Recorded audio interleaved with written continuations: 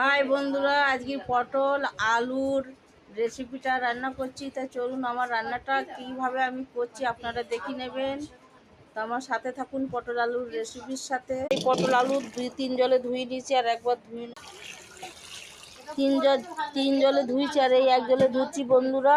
তো দেখে নিন, আমি অনেক ছাপা করে পরিষ্কার করে ধুয়ে নিচ্ছি বন্ধুরা। পটলগুলো আমি ভালো করে ছাপা করে ধুয়ে নিচ্ছি। আলু আর পটল একসাথে রেসিপিটা রান্না করব। রসুন নিয়ে নিয়েছি, আমি এখানে থেতু করে নেবো বন্ধুরা। গ্যাসটা জ্বেলে দিলাম, কড়া গরম হচ্ছে। তো বন্ধুরা এখানে আদা রসুন থেতু হয়ে গেছে। সরষের তেল দিয়ে দিলাম কড়াইতে, চামচ তেল গরম হয়ে গেছে, তো নুন দিয়ে দিলাম, শুকনো লঙ্কা দিয়ে দিলাম তেলে, ফোড়ন আর সাদা জিরির ফোড়ন দিয়ে দিলাম তেলে।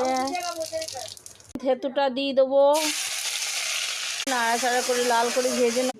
পেঁয়াজ কুচুনি আর কাঁচা লঙ্কাটাই তেলের মধ্যে দিয়ে দিলাম, ভেজে নেবো লাল লাল করে।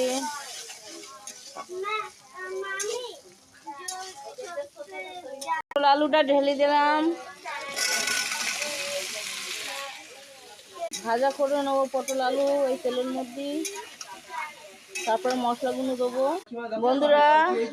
অল্প গোলমরিচের গুঁড়ো তেল, কাশ্মীরি লাল লঙ্কা কালারের জন্য একটু নিচ্ছি,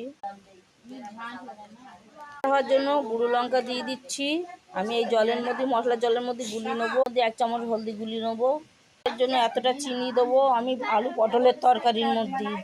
লাল কাশ্মীরের গুঁড়ো লঙ্কা কালারের জন্য বন্ধুরা, এটা গুলি দেবো। গোলমরিচের গুঁড়ো দেবো বন্ধুরা, গোলমরিচের গুঁড়ো দিলাম। একটু জল দিয়ে একটু পাতলা করে গুলি নেবো, কষাবো। পটল আলুটা কষাবো বন্ধুরা। দেখুন আমার মশলা এখানে তৈরি হয়ে গেছে, কি সুন্দর। এখানে আমি পটল আলু ভালো করে কষিয়ে নিয়েছি, লাল লাল করে ভেজি তেলের মধ্যে। সব কষানো হয়ে গেছে, এবার আমি ওপর দিয়ে মশলাটা ঢেলে দেবো। তৈরি করে নিয়েছি, এটা আমি চারিদিকতে দিয়ে দেবো পটল আলুতে। ঢেলে দিলাম, একটু অল্প করে জল দেবো, বেশি মাখা মাখা করবো, বেশি ঝোল করবো না। কষিয়ে নেবো ভালো করে মশলাটা, লাল লাল করে কষিয়ে নেবো বন্ধুরা। বন্ধুরা দেখুন আমার পটল আলুর তরকারি কষানো হয়ে গেছে, রান্নাটা কমপ্লিট হয়ে গেছে। তো আপনাদের আবার একবার দেখিয়ে দিচ্ছি এখানে। তো আমি মাখা মাখা টাইপের একটা তরকারি করে নিয়েছি, পটল আলু কষানো। তো আপনাদের রেসিপিটা দেখিয়ে দিচ্ছি, ভালো লাগলে লাইক শেয়ার করে যাবেন, কমেন্ট করে দেবেন, আর সাবস্ক্রাইবটা অবশ্যই করবেন বন্ধুরা। আপনারা সবাই ভালো থাকবেন। আমার ভিডিও দেখার জন্য অনেক অনেক ধন্যবাদ আপনাদের। আমার রান্না এখানে বন্ধুরা, এখানে আমার রান্না কমপ্লিট হয়ে গেছে। আপনাদের দেখিয়ে দিলাম সব কিছু দিয়ে কী কী দিয়ে রান্না হয়েছে।